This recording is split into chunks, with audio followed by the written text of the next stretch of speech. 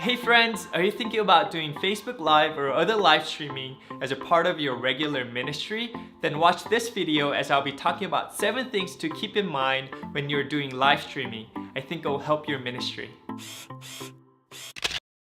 The first thing that you have to do as you start live streaming is welcoming your audience. And one of the best ways to welcome your audience is by thanking them, because when they choose to watch your content, they're choosing not to consume any other contents that are available to them. So thanking them is always a great way to welcome your audience. And it goes something like this.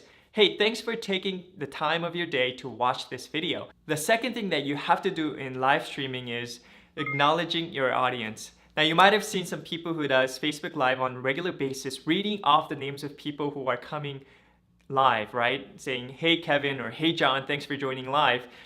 It's because they know that's important to them. This is what sets the live videos apart from the recorded ones. And you're saying to your audience, saying, I see you and I want to interact with you. And I learned an interesting tip about acknowledging your audience from the Social Media Marketing World Conference that I went recently.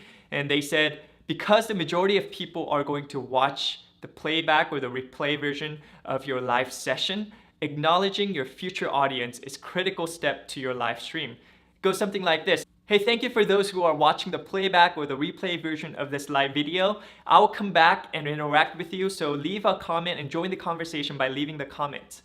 After acknowledging your future audience, then now you can acknowledge your live audience saying, hey, thanks for joining. Hey, so-and-so, I see you. Thank you so much for joining. This is a great way to acknowledge and engage both your live audience and your future audience. Then thirdly, you are now ready to introduce your topic. Introduce what you're going to talk about in just 1 or 2 sentences. And a good way to introduce your topic is by asking questions. Something like, have you ever wondered, or did you know? Questions engage people, so use it to keep their attention and introduce your topic.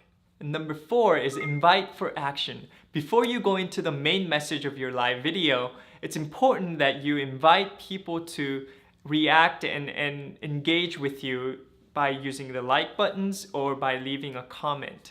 This is very, very important in live streaming because you are telling the audience and it's setting the tone for your conversation as the live video goes. So invite them for action before you go into the main message. And number 5, now you're ready to go into your main message. I know it took 5 steps to get here, but it's because all of the 4 prior steps are very important to communicating in live streaming.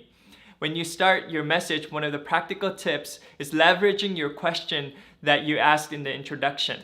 Leverage that question to continue the conversation. And as you communicate your main message, keep in mind that live interactions are what's most important on live streaming. So ask questions whenever you can and go deep into reading one's comment aloud and go and responding to it on the live sessions. And you will build some kind of dynamic between your audience and yourself. And number 6, call to action. What caps a great message is a clear call to action or application. So what do you want your audience to do with your message? What do you want to lead them to do? Businesses are really good at this with their customers.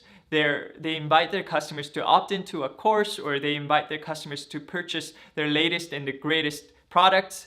And so the church, we also can do that. We can do that by recruiting volunteers through your message or inviting them to an event. So provide a clear call to action at the end of your live video. And number 7, finally, you are ready to close your live session. And as in the introduction, I find that acknowledging and thanking your live and future audience is a great way to close your session. And if you're trying to establish a live show of some sort, this is when you want to mention the next scheduled live event. And after taking some moments to acknowledge your live audience, saying their names and thanking them, you are ready to hit that end button. So how long should your live videos be?